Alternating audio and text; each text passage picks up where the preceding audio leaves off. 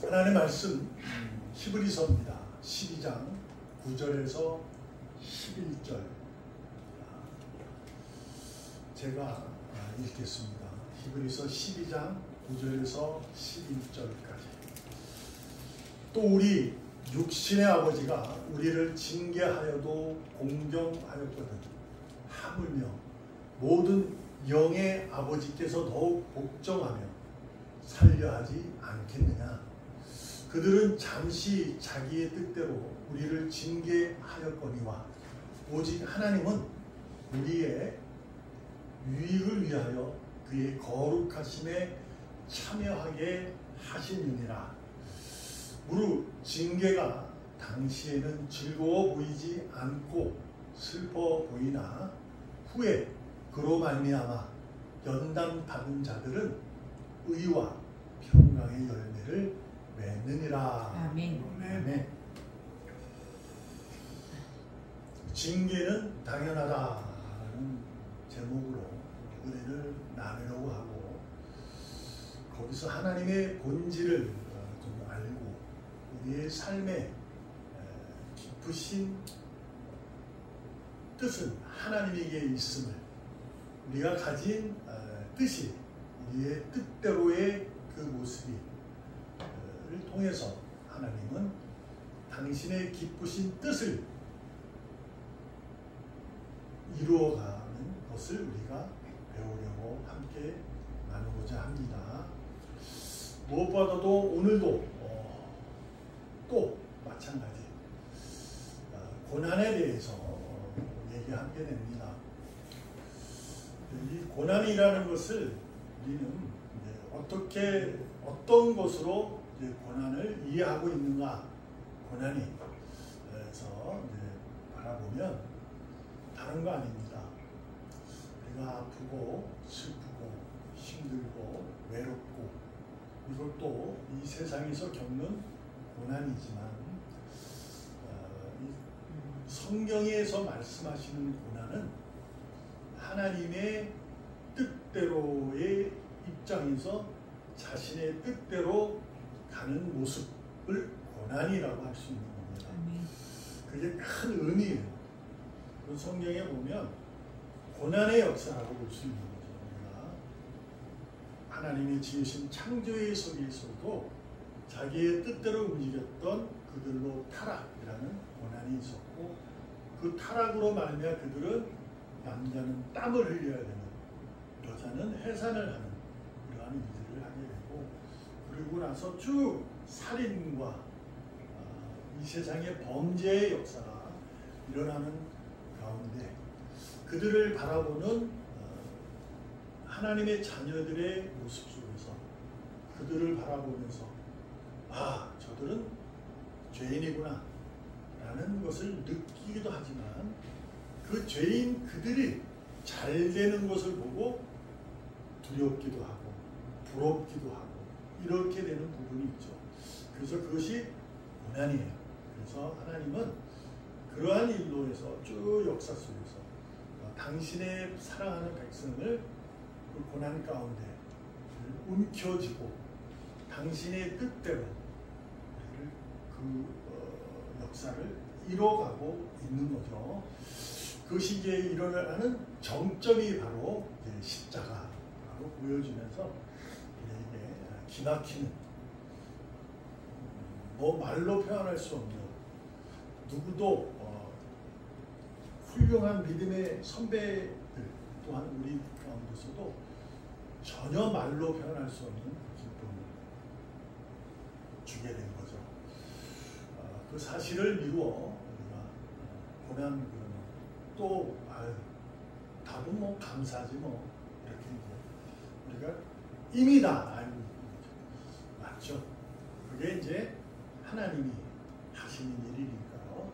역사 속에서 성경을 통해서 우리에게 믿음의 선배님을 통해서 당신이 이루신 그 손길의 역사를 우리에게 보여주고 있는 거니까, 그래서 그들이 감사의 역사를 다시 발걸음 옮겨지잖아요. 그 모습이에요. 그러면 이제 우리가 감사는 이제 어떻게 되는 걸까라는 거죠. 이 답을 찾아야 하는 건데, 올라오면 성경은 답을 알려주진 않아요. 이렇게 하면 그 고난이 사라질 거야. 이렇게 하지 않고 오늘도 우리가 찬양한 것처럼 내가 진 짐을 나홀로 지지 않고 주님이 무거운 짐이 더해도 같이 져준다. 그래서 우리를 그 짐 가운데서 우리를 해결하고 우리를 위로하시고 하는 분은 주님밖에 없다. 이렇게 이제 찬송도 하듯이 성경에서는 답을 주지 않습니다. 왜냐하면 이미 답은 정해져 있기 때문이죠.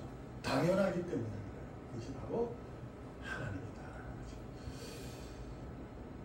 우리가 이제 무엇을 놓치면 안 되냐면 이 세상은 하나님이 계시기 이 세상이 있기 전에 하나님이 계셨다는 거예요. 그것을 여러분과 제가 잊으면 안 돼요. 절대로. 그걸 잊으면 자꾸 나로부터 신앙이 시작됩니다. 그래서 옆 사람을 보고 그분의 신앙이 좀 돈독한 사람의 그 삶의 형편을 보면서 부러움을 갖기도 하고 또한 그 형편이 조금 저하면 이렇게 눈초리를 주고 정죄를 하고 기도해야 됩니다. 말씀을 읽어야 됩니다. 이렇게 하는 부분이 생기게 되는 거예요. 잊지 않아야 됩니다. 내 믿음이 아브라함과 같은 믿음, 바알과 같은 믿음이 있습니다. 그러나 이름이 드러나지 않았던 무명의 믿음의 선지자는 있습니다. 근데 그들 모두 어디에? 지금은 다 낙원에 이르고 있는 거예요. 거기에는 지위가 높고 낮이 없습니다. 주님 안에서 지금 안식하고 있는 거죠. 영원한 안식, 큰 안식을 이루기 위해서는 주님이 다시 오실 때까지입니다. 그때 오시면 이제 성경에 기록되고 새 예루살렘, 새 하늘, 새 땅 그렇게 얘기하는 거죠. 그래서 우리는 지금도 천국 이렇게 얘기하는 거예요. 천국이라는 그걸 가지고 우리가 살아가는 거예요. 거기서 이제 우리가 답을 주지 않는 것에 대해서 살펴보려고 하는 거예요. 특별히 성경에 기록된 것 중에서 히브리서는 정말 답이 없어요. 여기는 그냥 답이 이거예요. 징계를 당하냐? 그러면 주님을 바라봐라. 이게 답입니다. 그러니까 이미 정해진 거거든요. 주님이 나를 존재하게 하신 거죠. 그러니까 내가 존재하여 주님이 계셔서 내가 주님을 바라볼 수 있는 게 아니라 주님이 계셔서 나를 만드셨기에 그래서 그런데도 그에 불구하고 나를 사랑하셔서 붙잡았기에 타락한 나를 붙잡기에 붙잡힌 바다에서 고개를 들게 돼서 주님을 바라보게 된 거예요. 그러니까 답은 뭐예요? 주님을 바라봐라 이렇게. 우리가 고난을 당하게 되면 이 고난이 해결되는 것을 찾아요. 그래서 성경을 뒤집니다. 해결책. 아프면 어떻게 하면 나을 수 있을까? 병들면 귀신 들면 어떻게 하면 할 수 있을까? 그래서 이 모양 저 모양으로 능력이 나타난다는 것으로 쫓아다니게 되는 거죠. 그것은 별 다를 바 없는 거예요. 내가 아프면 무속 신앙 무당 찾아가는 거하고 똑같은 거예요. 그런 거 없어요. 물론 다 목사님들이 다 똑같지는 않아요. 능력을 하나님이 주셔서 그 능력이 각기 다를 수는 있어요. 그러나 목사가 하여야 할 일은 한 가지입니다. 말씀을 대언하는 거예요. 하나님의 말씀을 대언하는 일이 목사가 할 일이에요. 장로님이 할 일은 그 말씀을 들은 말씀을 성도들이 잘 이해하고 잘 다칠 수 있도록 다져주고 안수 집사님들이나 권사님들은 교회의 살림을 이렇게 하는 거예요. 이제 물론 이것은 교회라는 이렇게 뭐라 그래 구성이 생기면서 만들어낸 거는 사실입니다. 근데 분명하게 성경에서도 그렇게 말을 하거든요. 말씀이 있어요. 어떤 목사가 신유의 능력이 있다. 무슨 뭐 강한 뭐 놀라움이 있다. 그 있을 수 있는 겁니다.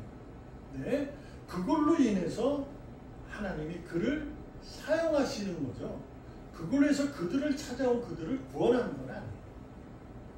그런 말이에요.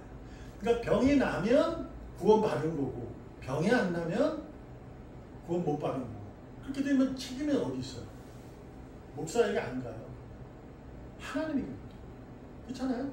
하나님 그에게 신의 역사를 주는데 어떤 사람은 낫는데 어서는 안 나요. 나는 사람은 야 이렇게 되지만 안 난 사람은 뭐예요? 이게 뭐야? 이거 딴 데로 또 찾아가. 그러면 자꾸 하나님이 부정되고 있는 거죠. 그래서 그런 일만 쫓아다니다. 그게 바로 이제 고린도 교회가 가지고 있었던 신앙의 내용의 잘못됨이에요. 여러분과 제가 말씀드렸다시피 하나님이 먼저 계신 분이다라는 거예요. 그러니까 먼저 계셨다는 먼저라는 단어도 쓰면 안 돼요. 하나님 먼저 그리고 이가 우리다 이렇게 생각하는 것도 아니에요. 하나님이 그냥 계시는 거고 우리가 이제 시작된 거예요. 하나님 만드셔서 그거예요. 근데 이제 이것을 염두에 두고 그러면 하나님이 세상을 만드시고 나서 무슨 일을 했는가? 성경 전체를 보면 사랑입니다. 하나님의 본질은 사랑이에요. 왜냐하면 자신의 뜻을 위해서 하나님의 말씀을 배반했던 아담과 하와를 하나님이 쫓아내잖아요. 그렇죠? 그것은 이제 너희는 죽어. 근데 살려. 이게 시작이고 그게 하나님의 가진 성품 중에 가장 본질입니다. 하나님은 그래서 본질은 사랑이다. 이것을 잊지 말아요. 지금 이제 하나님 계신 분이고 그걸 먼저 알고 그 다음에 나의 삶을 통해서 내가 보고 믿고 의지하는 부분은 사랑이에요. 그래서 그 사랑의 정점이 뭐예요? 십자가라는 거죠. 십자가. 이 십자가의 사랑이 가장 방점을 찍는 거예요. 성경에서. 그러니까 당신의 독생자를 우리의 죄를 위해서 내어주셔서 그뿐 아니라 십자가에서 심한 가시관을 쓰고 손발에 대못이 박히게 하고 그리고 옆구리에 창이 찔리는 십자가의 형틀이라는 가장 그 당시에 모욕적이고 가장 극악무도한 범죄자를 다는 그런 십자가에 당신의 아들을 매다는 거예요. 그게 뭐냐? 달아가지고 뿐만 아니라 그거를 무덤에다 던지는 거예요. 저 땅속에. 그 정도의 사랑을 드러내신 거죠.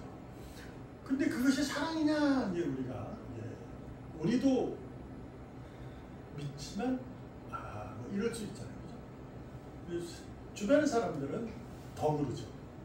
그건 하나의 신화적인 얘기지 뭐 이렇게 신이 어떻게 죽고 뭐 이렇게 뭐 그 믿는 사람들 중에서도 있었어요. 그게 이제 영지주의라고 새로 생긴 게 있어요. 성경에 부분이 있어요. 히브리서 기록될 때 그때도 있었던 거고 야고보가 막 고난에 대해서 예수님이 오셔야 되냐 안 오시고 계시니까 나타난 게 이제 그 영지주의라는 것이 있어요. 그래서 막 믿는 사람도 개판치는 거죠. 그냥 대충 사는 거고 교회도 안 가고 그냥 나는 예수 믿어 그 끝이 뭐 끝이 뭐 그렇게 하는 분이 없잖아요. 있었어요. 그 이제 가장 비약적으로 얘기한 부분이긴 해요. 영지주의를. 그러니까 어찌됐든 하나님은 이런 분이에요. 사랑인데 그걸 세상도 이해 못하는 사랑. 어떤 분이에요? 하나님은 직접 고통을 주시는 분이 아니라는 거죠. 오히려 고통을 치유하신다라는 것을 우리가 그 사랑의 본질을 알아야 돼요. 고통을 치유하신다. 자, 그러면 이제 이렇게 얘기를 하면 이제 우리가 어떤 걸 이해합니다. 그럼 고통, 내가 지금 받는 고통이 치유되는 거지. 그러면 병이 낫는 거예요. 지금의 내가 형편이 나아지는 거예요. 뭐 하면은 뭐 이제 귀신이 나가는 거. 뭐 이런 걸로 다 이것이 되는 거죠. 그렇게 바뀌는 거예요. 그래서 신앙이 자꾸 변질되어 가는 거예요. 그 성경은 그 얘기를 계속하고 있는 거죠. 오늘도 합니다. 여러분에게도 죄송하게 또 하게 됩니다. 다시 말씀드립니다. 징계는 벌이 아니라 치유입니다. 근데 이 치유라는 단어는 어떤 의미냐면 이것이 부흥이에요. 우리가 1980년도, 80년대의 부흥의 역사가 일어났잖아요. 근데 그 부흥의 역사를 잘못 이해를 하게 된 거죠. 그러니까 치유는 부흥인데 이 부흥이라는 것은 성장과 회복을 얘기하고 있는 거예요. 성장하는 거예요. 믿음이. 어쨌든 부흥회를 하게 되면 믿음이 막 오서 믿음이 더 커질 수는 있어요. 근데 왜 부흥회가 자꾸 사라져 가고 이것은 뭐 생활의 문화의 영향도 없잖아 있지만 부흥회에 몰려가는 부흥회를 가보면 전부 90%는 다 신유입니다. 고치는 일. 뭐가 낫는 데를 찾아다니는 거잖아요. 그게 부흥회가 되는 거죠. 그리고 뭐 잘못된 부흥사님들이 뭐 쓸데없는 얘기를 많이 하죠. 맞춰라. 이런 얘기도 하다 보니까 점점 이제 사람들은 이제 지식이 커지는데 머리 커지는데 이게 들립니까? 옛날에 지금의 우리 어머님이나 권사님이나 우리 안수 집사님이나 다 마찬가지예요. 그때는 이게 귤입니다 하고 던져주면 그냥 귤로 그냥 먹는 거예요. 까서 먹지 않았어요. 그냥 먹어요. 그 당시에는 그 정도로 믿음이 그랬어요. 근데 지금은 귤을 까줘야 돼요. 뭐냐? 하나님 말씀을 가지고 하나씩 베껴줘야 들어. 지금은 안 들어. 귤 던져주니 뭐야? 이렇게. 그만큼 뭐냐? 지혜가 이제 자란 거예요. 삶의 변화가 있었고, 그 당시에 너무 어렵고 힘든 삶이었습니다. 그래서 이제 부흥이라는 것은 치유라는 역사를 그렇게 이해를 한 거예요. 그러나 성경은 말씀하고 있는 거예요. 오늘도 히브리 기자가 얘기하는 부분이 뭐냐? 너의 육신의 아버지, 그러니까 육신의 아버지가 너를 징계했다, 너를 아프게 했다, 너를 야단을 쳤다는 얘기예요. 근데도 너는 공경하지 않느냐? 여기에 놀라운 게 뭐냐면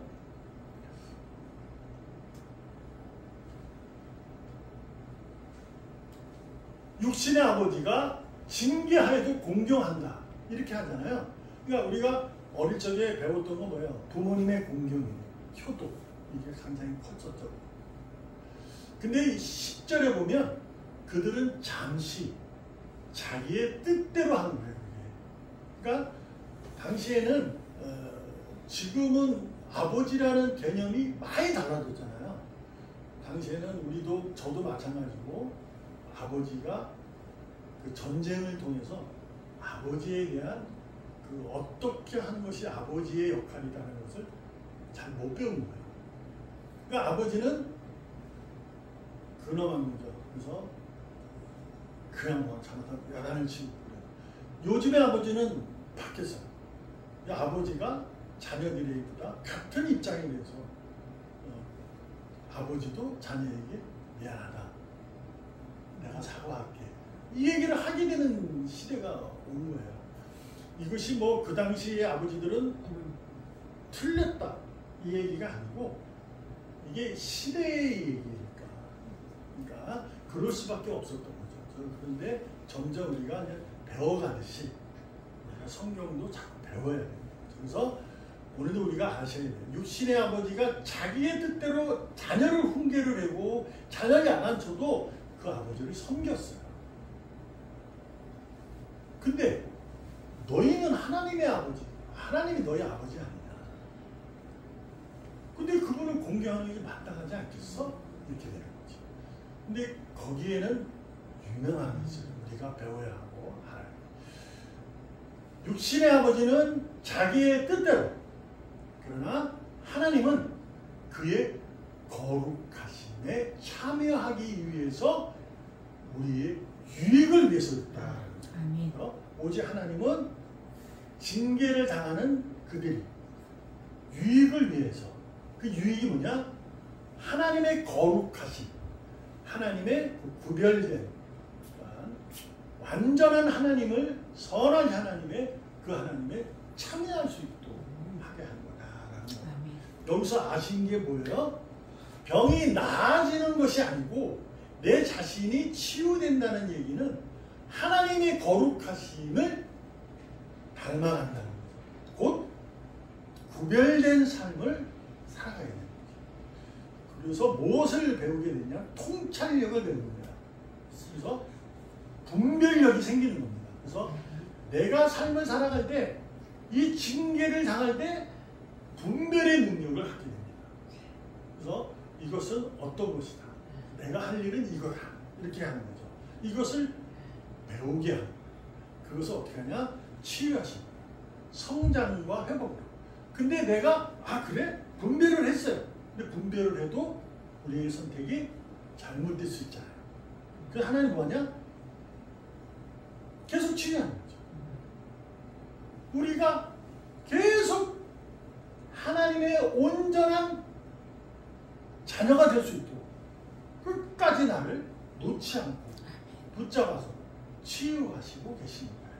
그게 성장이고 부흥이라는 것을 잠시 싹 이렇게 확 변하고 막 해서 하면 부흥된다 이렇게 얘기하는 경우가 많은데 물론 아름다운 거고 자랑스러운 일이 될 수는 있지만 그것으로 마치는 것이 아니라 우리는 하나님의 거룩함 하나님이 내게 요구하시는 내가 거룩하니 너희도 거룩하라. 아멘. 그 거룩하라는 얘기는 당신이 우리에게 주신 명령이기도 하지만 그 명령은 스스로 할 수 없이 우리에게 주신 것이 믿음이라는 거죠. 그래서 믿음을 가지고 하나님을 바라보게 하는 거죠. 자, 근데 우리가 이제 생각해 보기 뭐냐면 우리가 이것을 그래도 알아요. 어느 정도는 다 아는 거죠. 근데 우리가 고난을 당하거나 힘듦이 있으면 흔들리게 됩니다. 왜냐하면 안 흔들릴 수가 없어요. 그러니까 그 삶으로 힘든 것을 흔들리는 경우가 있고 그 삶 속에 있어서 나에게는 왜 치유가 안 되지? 라고 해서 믿음에 대한 흔들림이 생길 수 있어요. 놀라움이 뭔지 알아요? 그 흔들릴 때 사탄은 공격합니다. 그때 사탄의 역할은 우리들이 자기들과 같이 무정행이 저 깊은 지옥에 빠지는 거예요. 한 명이라도 데려가려고 합니다. 그게 그들의 사이에 그 두 번째 죽음 아닐 때까지. 그들이 한 일은 뭐냐면 여러분과 제가 믿음을 가진 자들이잖아요. 하나님의 자녀잖아요. 의인이란 말이에요. 의인이 흔들리고 있을 때 싹 들어와가지고 광명한 천사의 얼굴로 와서 꽉 붙들어가지고 끌고 내려가는 거죠. 그게 그 일이에요. 왜냐하면 사탄들은 알아요. 예수님이 주님이라는 걸 압니다. 주님이 오셨을 때도 알고 있고 자신들이 어떠한 이제 마지막의 날이 있다는 걸 알아요. 근데 그날에 그들이 할 일은 데려가는 거예요. 그래서 계속 공격하는 거예요. 그래서 우리가 흔들릴 때 이렇게 속삭이는 거죠. 실패했구나. 너 벌 받네. 이렇게 얘기하는 거죠. 너 하나님이 잘못해서 벌 받잖아. 그렇잖아. 벌 받는 거야. 실패했어. 이렇게 속삭이는 거죠. 그것이 가장 사탄이 우리에게 하는 거예요. 그래서 우리가 흔들리는 거예요. 안 흔들릴 수가 없습니다. 여러분은 나는 믿음이 뭐 다 괜찮아. 하지만 뭐 계속 옆 사람, 이웃 사람, 뭐 믿는 사람들을 바라보면서 그 사람들은 막 변화되고 막 나를 보면서 그 마음이 안 생겨요. 생기지. 저도 그런데 안 그러겠어요. 여느 교회는 막 지금도 막 많은 사람이 모여서 찬양하고 있는데 마음이 안 흔들리겠냐. 이때 사탄이 공격하는 거야. 거봐. 내가 뭐라 했는데 안 된다니까. 그렇게 해서 되는 거 아니야. 너 벌 받는 거야. 이렇게 속삭여. 그래서 넘어지려고. 그것이 성경에서 가장 크게 기록된 것이 바로 욥기입니다. 근데 여기서 하나님의 사랑의 본질이라는 것을 알게 되는 거죠. 욥 1장 12절에 보면 여호와께서 사탄에게 이르시되 내가 그의 소유물을 다 네 손에 맡기겠다. 그러나 다만 그의 몸에는 네 손을 대지 말지니라. 근데 여기서 몸이라는 얘기가 어떤 의미일 것인가 라고 했을 때 그 육신을 얘기할 수도 있는데 그 육신은 굉장히 아팠잖아요. 욕창이 나고 막 두드리게 나고 막 간지러워서 막 견뎌내지 못하죠. 근데 이 여기서의 몸은 영을 얘기하는 거예요. 생명. 그러니까 너는 그의 모든 것 내가 하나님께 내가 너를 주겠다. 네가 마음대로 해라. 그러나 그의 생명만은 건들지 마. 내 거야. 하나님 그러시는 거죠. 그래서 사탄이 그리고 물러나서 욥을 계속 공격하잖아요. 욥이 어떻게 됐어요? 수많은 42장까지 있는 것 중에 거의 30장 이상은 하나님을 위해서 푸념하는 거죠. 뭡니까 이게 계속 친구들이 찾아와서 너 벌 받는 거야 인마. 너 뭐 잘못했어. 난 잘못한 게 없는데. 아니야 너 뭐 분명히 잘못했어. 하나님은 잘못하면 벌 주는 분이야. 계속 새 친구가 와서 공격하는데 어떻게 합니까? 안 흔들릴 수가 없고. 그때 이제 결국 하나님이 그 고난의 답을 가르쳐주지 않잖아요.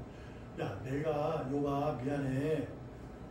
욥이 막 기도하니 하나님 탁 나타났어. 야 욥 미안하다. 야 내가 천상 회의를 하는데 사탄이 찾아와서 너의 믿음을 시험해 보겠다고 해. 그래서 내가 야 해. 그렇게 해서 그 생명은 내 거니까 건드리지 말고 이거 해라. 그래서 너의 믿음을 내가 시험해 본다는 사탄에게 맡긴 거야. 그러니 지금은 내가 해줄게 이제부터 라고 말씀해 주지 않아요. 그럼 그분은 나타나셔서 뭐라고 하냐면 나는 나라는 거예요. 내가 이 세상을 지을 때 너 어디 있었냐? 넌 없었다는 거예요. 나는 하나님이다. 나는 창조주다. 나는 섭리하는 분이다. 나는 구원자야. 이 얘기만 하는 거예요. 그 내용이 그 두 장에 걸쳐서. 그때 욥이 치유가 되는 거죠. 그래서 뭐라 그래요? 이제는 듣는 자가 아니라 보는 자가 되겠다. 사탄의 공격은요, 하나님의 주권에 제한적으로 붙잡혀 있는 거예요. 아무리 사탄이 여러분과 저를 공격해도 우리가 흔들릴 수 있다는 거야. 그 공격해요. 근데 하나님이 그것을 제한 두고 있어요. 우리의 생명, 여러분과 저의 생명은 그 사탄이 못 가져가요. 내가 가지고 있는, 내가 바라는 소원, 이런 것들이 쏜살같이 사라져도 하나님은 나를 버리지 않아요. 하나님은 다만 사탄에게 허락하시고 허용하시고 우리의 삶 속에 여러분과 저의 믿음이 출중한 사람들도 허락하시는 거고 허용하시는 거고, 그러나 믿음이 흔들려서 막 믿음이 작아서 막 이리저리 헤매고 다녀도 하나님은 그걸 허락하시고 계세요. 근데 그 허락하는 가운데 무엇을 합니까? 말씀을 통해서 우리를 치유하고 계시다. 아멘. 그래서 오늘도 우리는 그 말씀을 듣고 있는 거예요. 아멘. 그러므로 내가 지금 겪는 이 삶의 형편에 따른 크고 작고 높고 낮은 어떤 일이라도 그걸로 벌로 생각하지 마시고 이곳에서 하나님의 치유를 바라볼 수 있어야 돼요. 아멘. 곧 무엇이냐? 상황이 이렇게 되면 그 상황을 바라보는 것이 아니라 상황 가운데 있는 자신을 바라보는 믿음을 길러내셔야 합니다. 하나님이 내게 너 아직 멀었거든. 내가 아니면 넌 안 돼. 이렇게 돼요. 왜냐면 하나님이 야, 난 너 사랑해 라고 했는데 자꾸 그 사랑을 가지고 주변을 보고 상황을 보고 이래서 그 사랑을 자기의 사랑으로 뭘 만들려고 하는 거예요.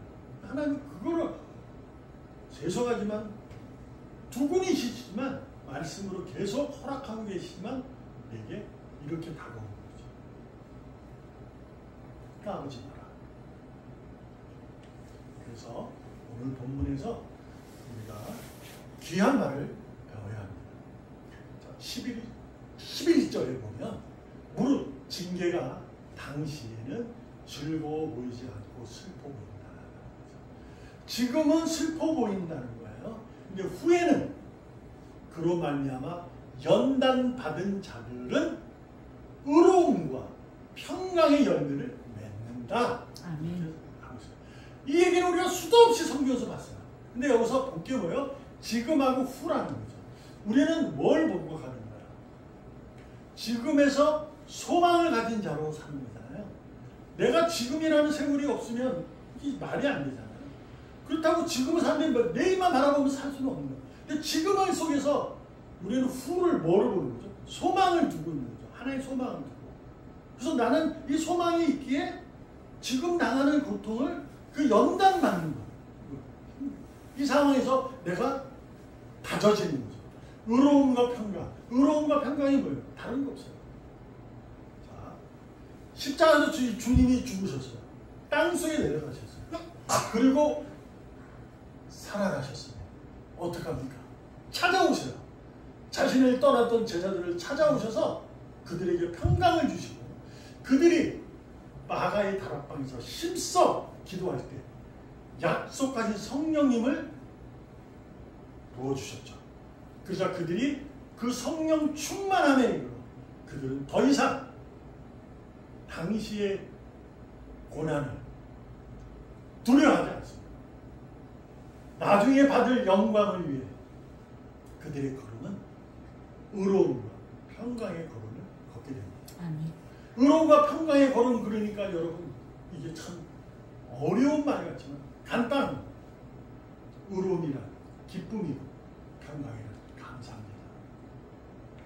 우리는 오늘도 내가 힘들고 어렵고 외롭다면 하나님께 감사하시고 그분을 기뻐하시면서 내게 주어진 일에 징계는 당연하다 라는 각오로, 그러니 모두 당연하다, 감사는 당연하다, 이러한 각오로, 이러한 결심으로 여러분과 제가 하나님이 기뻐하시는 의인이 되기를 전심을 다해서 축복합니다. 아멘. 기도하겠습니다.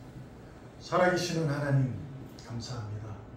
그럼에도 불구하고 우리에게 허락하신 이 사실과 이 상황은 하나님의 능력이고 은혜였음을 고백합니다. 이 고백이 하나님의 큰 영광을 드러낼 수 있는 우리의 모든 발걸음과 손길이 될 수 있도록 우리의 믿음을 강건하게 하여 주시옵소서. 아멘. 예수님의 이름으로 감사하며 기도합니다. 아멘. 아멘.